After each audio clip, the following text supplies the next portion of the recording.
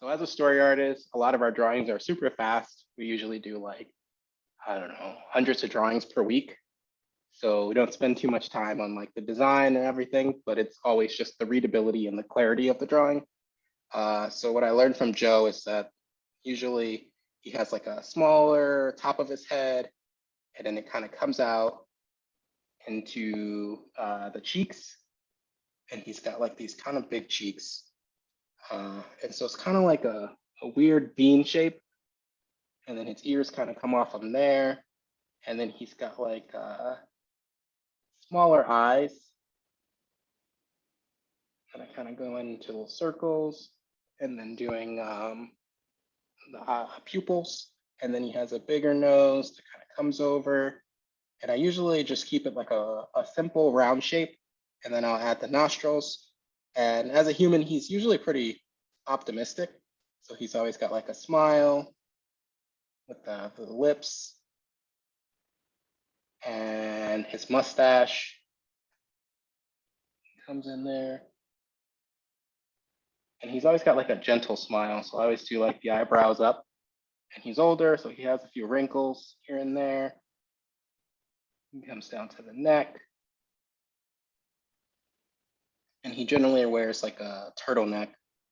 So I have like a little bit of that. And his shoulders kind of come off. And then he's always wearing his hat.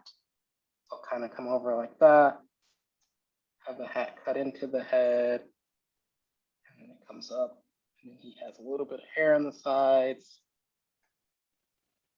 And something like that. And then the last thing I usually draw is the glasses, which for storyboards, one of the most important things is being able to see the eyes.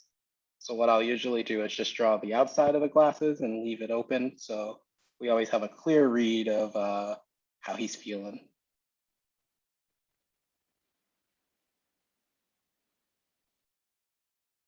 And then just to pull everything together, I'll usually throw some tone on them.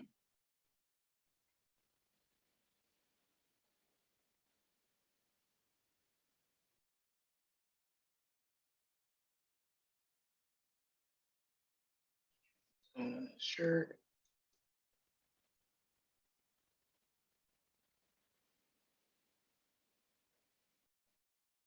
And then, like I said before, like one of the most important thing is the eyes. So always kind of go in and make sure that they really pop by making them have a high point of contrast. And yeah, that's basically Joe. And if this is like pre-haircut, then he would have a little bit more hair at the sides.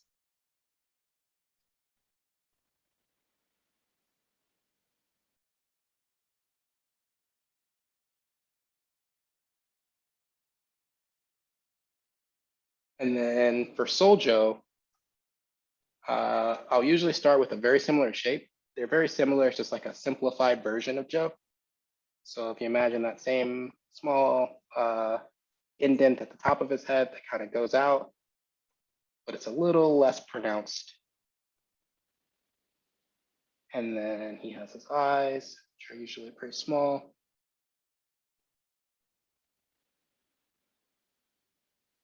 And then he also has his thick eyebrows, so we know it's him, a couple wrinkles.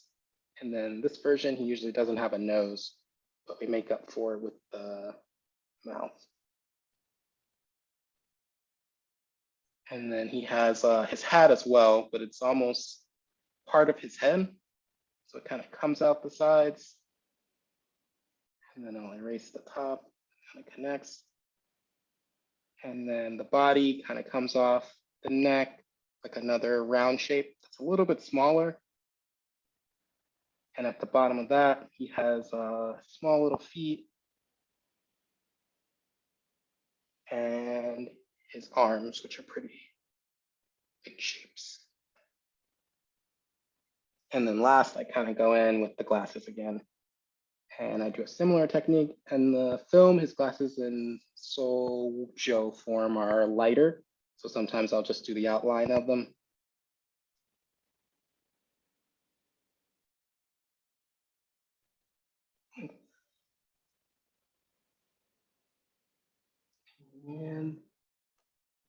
And you pick a blue.